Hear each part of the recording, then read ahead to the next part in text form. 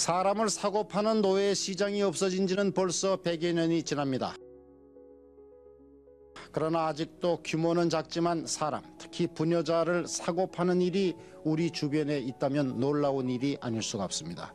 더욱이 팔려가는 부녀자가 자신도 모르게 어두운 일터로 팔려간다면 모두가 그들을 구해낼 책임이 있다고 봅니다.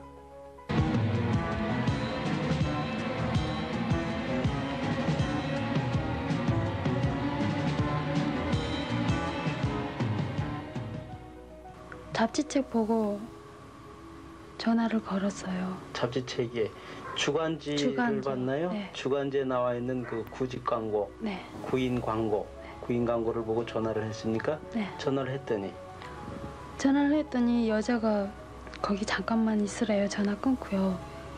예, 그 다음에 조금 있으니까 한참 있으니까는 여자 하나고 남자 하나고 왔더라고요. 네. 자가용 타고요. 예, 그래가지고 한 2시간 내지 갔어요. 네. 근데 밤이라서 잘 모르겠어요. 근데 내려가지고 어느 칸막 하는 다방으로 들어갔어요. 한참 있으니까 어떤 여자분이 딱 왔어요.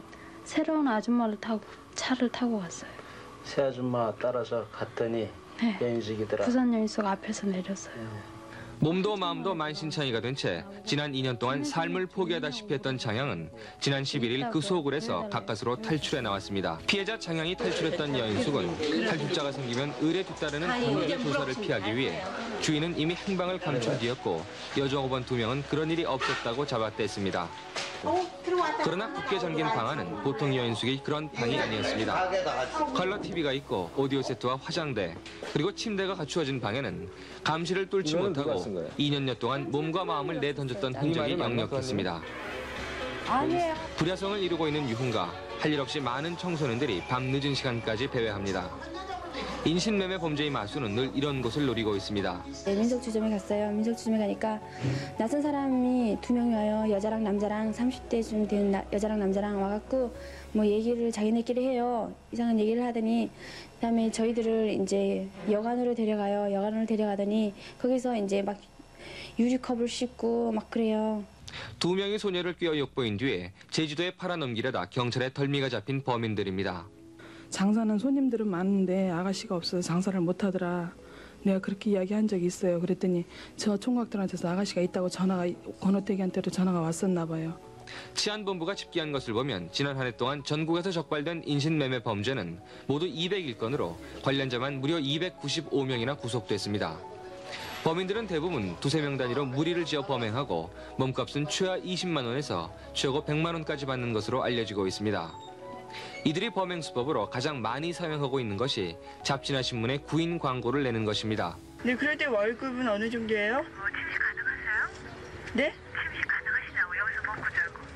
네. 가능하세요? 네. 가능하시면은 침시가 나게 되면 여기서 기본 월급을 드리거든요. 네. 근데 기본 월급 20만 원 하고 네. 또 저녁에 이러다 보면 손님한테 나오는 게 있어요. 네. 그것까지 계산하면 한 달에 한 40 내지 50만 원 충분히 벌죠.